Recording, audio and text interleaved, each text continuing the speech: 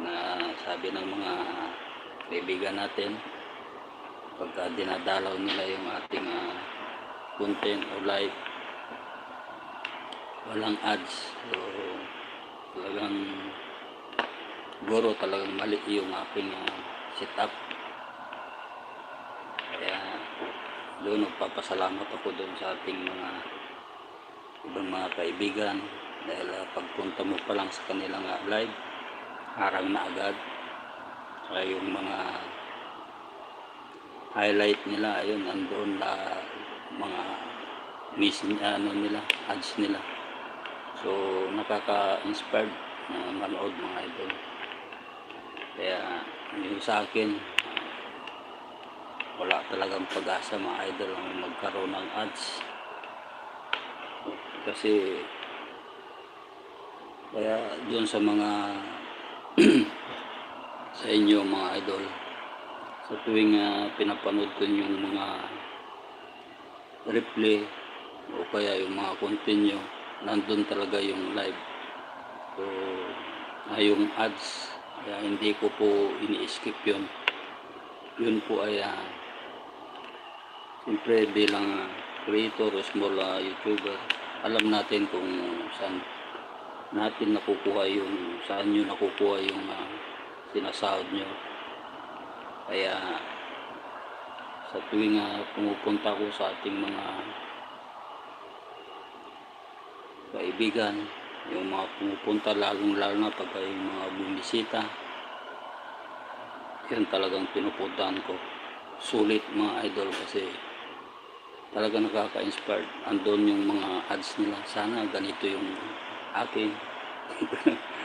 Parang ganon. So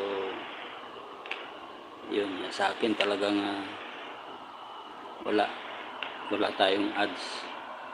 Siguro pagdating ng araw, submit ko yung kailangan ng YouTube, yung talagang bank account na lang talaga kulang sa akin mga idol.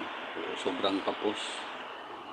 Wala akong may pang-deposit sa ATM na hinihingi ng ating lolo.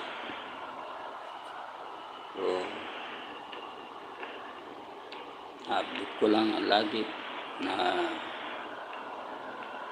laging nagla-live para hindi maubos yung WH.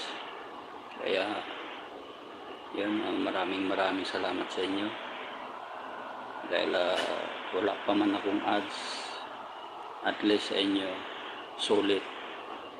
So bawat ads nyo mga idol, yun, nilalike ko yun, tapos lumalabas sa screen every like improve to your future. O diba, malay mo pagka magkaroon ako ng ATM na ma-submit, yung magkakaroon na ng magkakaroon ng ad siguro. So tinatyaga ko idol mag-live para hindi maubos yung ating WH hanggat wala pa akong mai-submit na bank account. Kaya yun, tuloy-tuloy lang update ko mga idol, baka sakali naman na makasahod tayo. Sana itong October makuha na natin yung bank account. Sa inyo talagang tuwing pumupunta ako sa inyong replay live, kaya yung mga content nyo, yun, nakaka-inspired mga idol, kasi ang dami yung ads. 2x2, 1x2, so nakaka-ano mga idol. So hindi ko ini-skip yun mga idol, lalong-lalo na doon sa mga malalapit sa atin na talagang madalas pumupunta sa ating live. Yun talagang solid mga idol. Pagka pinapanood ko yung inyong replay, yun, andun yung